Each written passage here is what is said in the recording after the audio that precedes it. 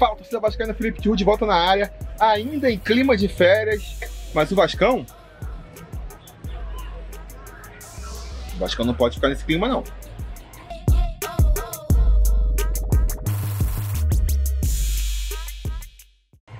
Fala, torcida vascaína, Felipe Tiru de volta na área para falar de jogo do Vascão, porque nesse domingo às 4 horas da tarde, com transmissão da Rede Globo para parte da rede, o Vasco vai até Cariacica enfrentar a Cabo Friense pela quarta rodada da Taça Rio, o segundo turno do Campeonato Carioca.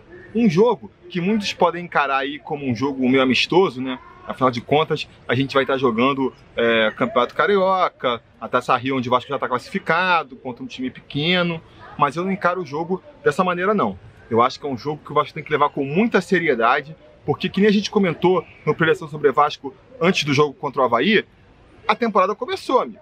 Agora é pra valer, agora vai ser só pedreira pela frente. A gente vai ter agora essa semana, justamente, o último respiro antes de começar aquela paulada até o final da temporada, né? Vamos pegar aí 3 times pequenos para enfrentar. E para mim, o Vasco tinha que aproveitar essa oportunidade para fazer os ajustes finais pro resto do ano. Porque quando começar o Campeonato Brasileiro, quando começar as fases mais difíceis da Copa do Brasil, ou até mesmo as finais do Carioca, aí não vai ter mais espaço para fazer teste, né?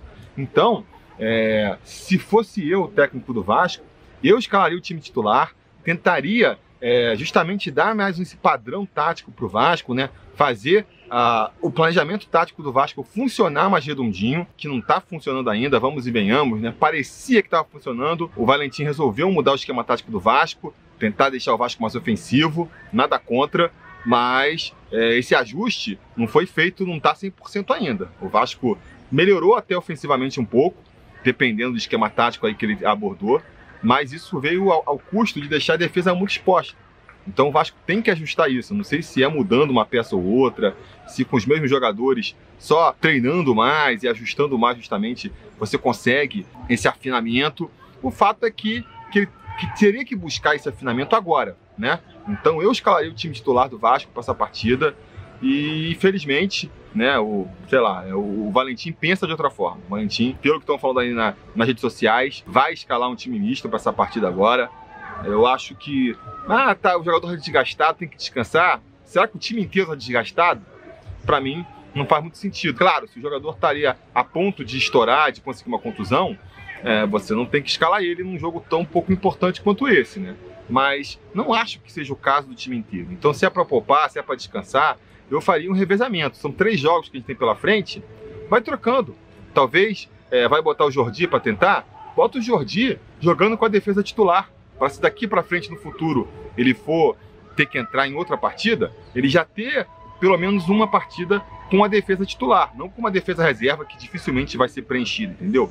Mesma coisa vale para outras posições. Seria mais interessante você testar um Cláudio Vinck jogando do lado do Erle, que vai ser o titular aí da direita, caso ele venha a substituir o Cáceres algum dia, o Henrique do lado do Castan, né? Ou até mesmo o Luiz Gustavo do lado do Castan e do Cáceres, justamente para testar as peças separadas, porque quando você bota uma peça separada num mecanismo todo que você já conhece, você consegue ver realmente a efetividade daquela peça. Quando você mistura todas as peças diferentes, você não consegue avaliar bem individualmente, né? Então, eu se fosse para poupar os jogadores, eu teria feito assim, né? Pouparia pontualmente em cada partida, mas mantendo pelo menos o grosso do time titular. Não é o que o Valentim vai fazer, nem chega a ser uma crítica ao Valentim isso aqui, porque eu realmente não entendo o que o Valentim está fazendo. Não dá para saber, não dá para entender ainda, né? Acho que depois, quando a gente vê os outros jogos do Vasco, a gente vai poder talvez ter uma ideia do que ele pensou exatamente. Mas enfim, eu não entendo. A escalação que estão falando aí na internet que vai vir aí para essa partida seria o Jordi no gol, na lateral direita o Cláudio Vinck, na zaga Luiz Gustavo e Henriquez, e na esquerda o Henrique. No meio campo, William Maranhão, Raul e Bruno César, e jogando mais ofensivo ali, teria o Rossi de um lado, o Marrone do outro, e como centroavante, o Ribamar. O que eu acho dessa escalação? A linha defensiva é toda reserva, né? E aí eu só mudaria uma coisa, já que vai poupar os titulares. A única substituição que eu faria é que, pelo menos o Henriquez eu não escalaria, o Oswaldo Henriquez, daria a chance para um moleque aí da base, ou o Miranda, ou o Cainandro, né? Para dar mais rodagem para a molecada, porque que diferença vai fazer pro Henriquez jogar esse jogo ou não? para mim faz pouca diferença. Para um moleque da base que está chegando agora no profissional, que precisa aí se adaptar a um jogo profissional, até para baixar o nervosismo mesmo, eu acho que essa partida faria muito mais sentido. Botar um Miranda aí para jogar 90 minutos, para mim faria muito mais sentido, mas enfim, o Valentim optou pelo Henriquez aí até para dar uma moral para ele, né? Acredito que seja isso.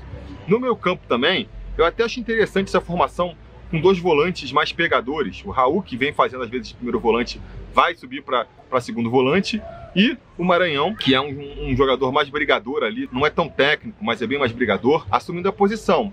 De novo, até acho interessante testar o Maranhão. Se você quer botar o time todo para frente, jogar com um volante só, talvez seja importante jogar com um volante mais brigador e mais rápido, que nem é o caso do William Maranhão.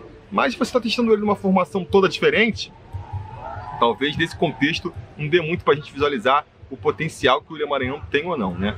Mas enfim, é até válido, porque depois que passou dos volantes, já viram o meio campo aí que pode ser o meio campo titular. Não é atualmente, mas tudo leva a crer que vai ser mais cedo ou mais tarde. Afinal de contas, tanto o Rossi quanto o Bruno César tendem a ser titulares desse time mais cedo ou mais tarde. O Marrone já é titular. E na frente o Ribamar vem sendo testado sempre aí como opção para o Maxi Lopes. E é uma possibilidade que a gente tem que cada vez considerar mais, né? A possibilidade de não dar para contar com o Maxi Lopes.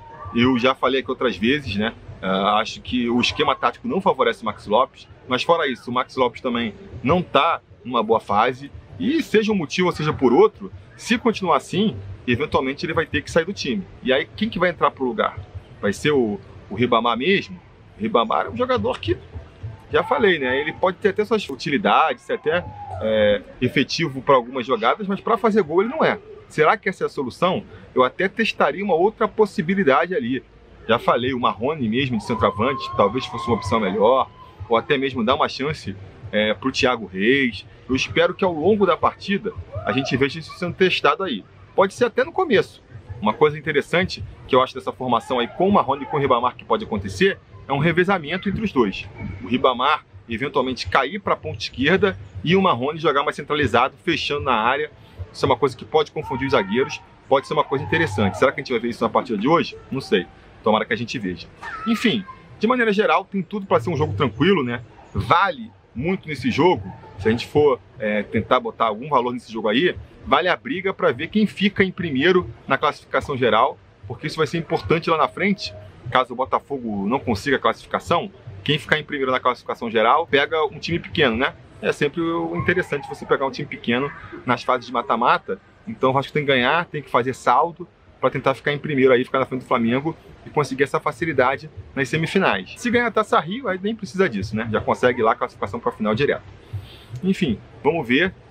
A minha expectativa é que o Vasco ganhe com facilidade. Vou postar o Vasco vencendo aqui por 2-0. Diga nos comentários a opinião de vocês sobre essa partida. Não se esqueça também de curtir o vídeo, assinar o canal e a gente vai se falando.